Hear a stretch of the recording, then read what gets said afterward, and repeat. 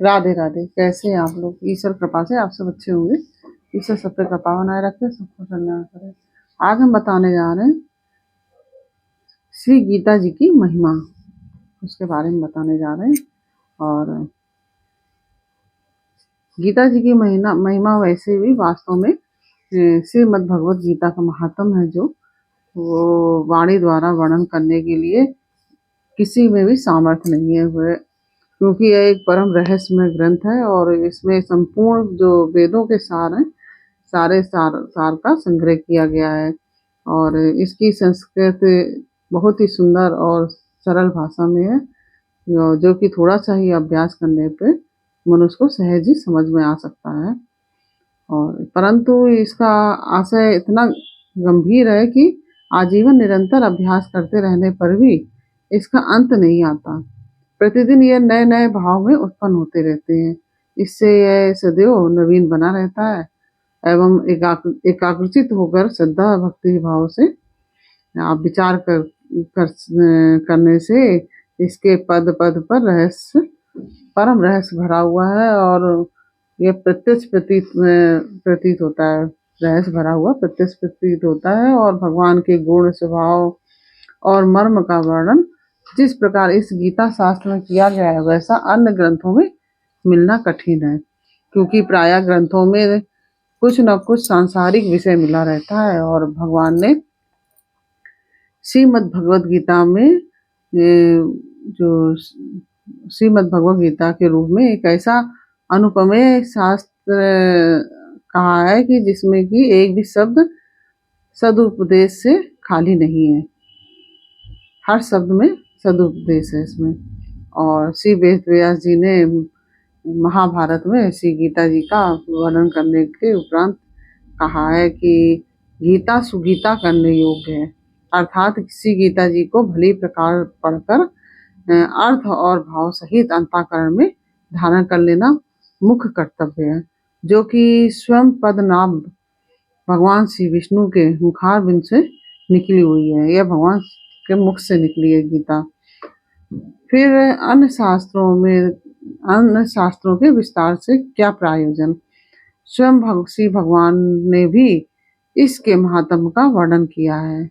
इस गीता शास्त्र में मनुष्य मात्र का अधिकार है, चाहे वह किसी भी वर्ण आश्रम में ही स्थित क्यों ना हो, और सभी का इसमें अधिकार है। परंतु भगवान में श्रद्धालु और भक्ति युक्ता अवश्य होना चाहिए, उसमें श्रद्धा और भक्ति अवश्य होना चाहिए।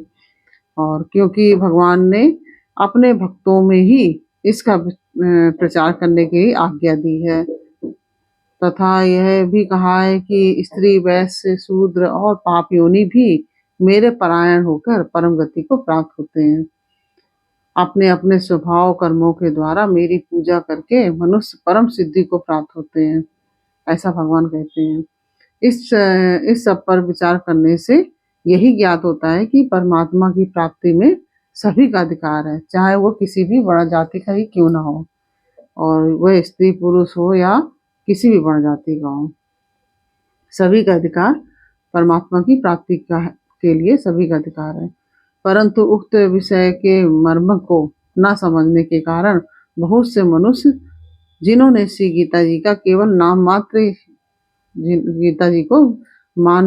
मात्र का ही सुना है, वह कह दिया करते हैं कि गीता तो केवल सन्यासियों के लिए ही है।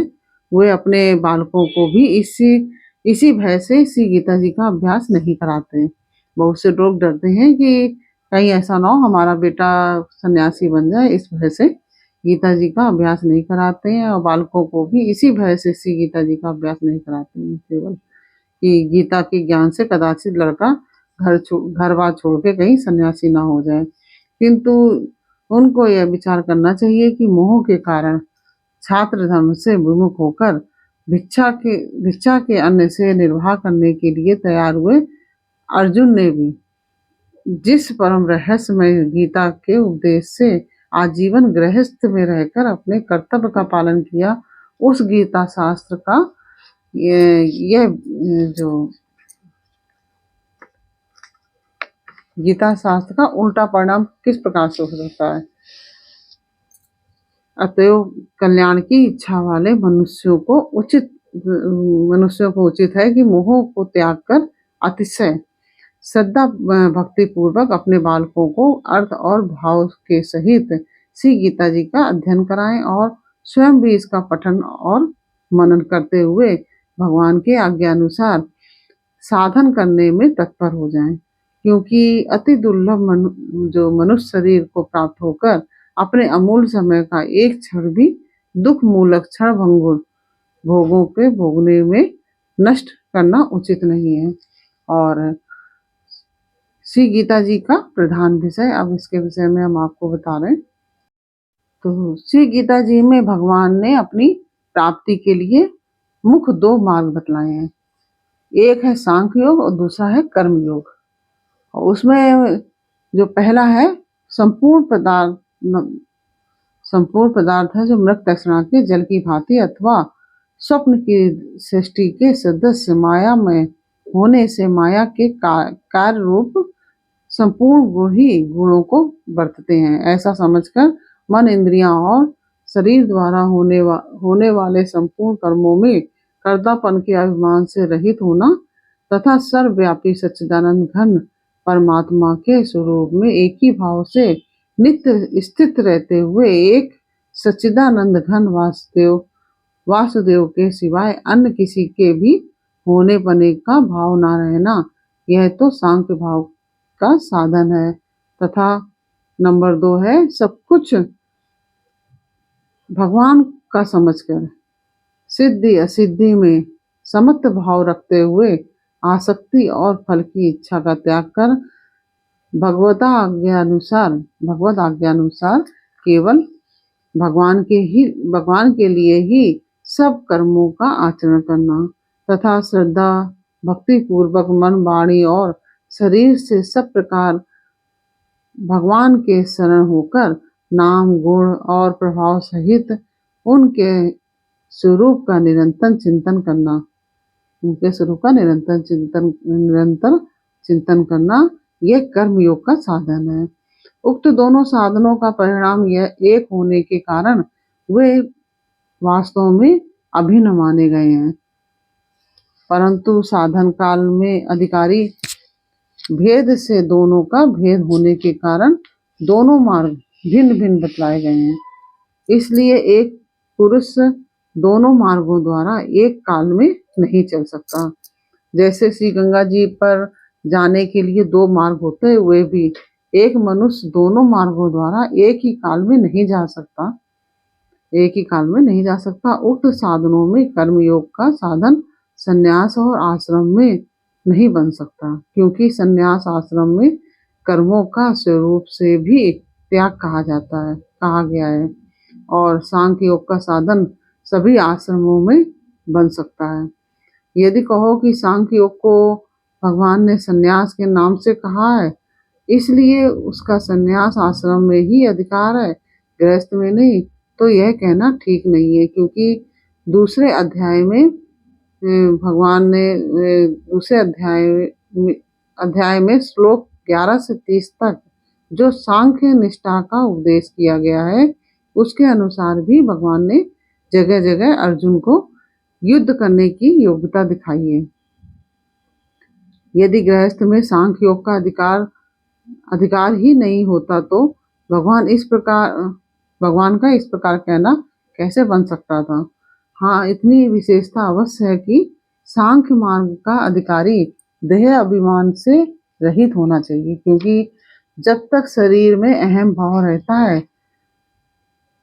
तब तक सांख्य योग का साधन भली प्रकार समझ में नहीं आता है, और इसी से भगवान ने सांख्य योग को कठिन बतलाया है और तथा साधन में सुगम होने के कारण अर्जुन के प्रति जगह जगह कहा है कि तू निरंतर मेरा चिंतन करता हुआ कर्म योग का आचरण कर।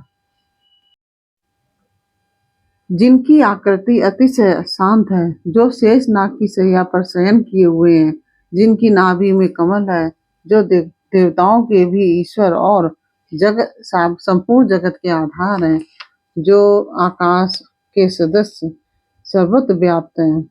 नील मेघ के समान जिनका वर्ण है अतिशय सुंदर, जिनके संपूर्ण अंग हैं, जो योगियों द्वारा ध्यान करके प्राप्त किए जाते हैं, जो संपूर्ण लोकों के स्वामी हैं, जो जन्म मरण रूप भय का नाश करने वाले हैं, ऐसे लक्ष्मीपति कमल नेत्र भगवान श्री विष्णु को मैं सिर से प्रणाम करता हूँ। ब्रह्मा, वरुण, इंद्र, रुद्र और मरुदगण दिव्य स्तोत्रों द्वारा जिनकी स्तुति करते हैं, सामवेद के गाने वाले अंग, पद, क्रम और उपनिषदों के सहित वेदों द्वारा जिनका गान करते हैं, योगी जन ध्यान में स्थित तद्गत हुए मन से जिनका दर्शन करते हैं, देवता और असुरगण कोई भी जिनके अंत को नहीं जानते, उन परम पुरुष नारायण देव के लिए मेरा नमस्कार है। इस प्रकार से यह गीता जी की महिमा, ध्यान आदि हमने वर्णन किया। अब हम गीता जी का जो अध्याय है उनका वर्णन करेंगे अगले वीडियो में। और राधे राधे।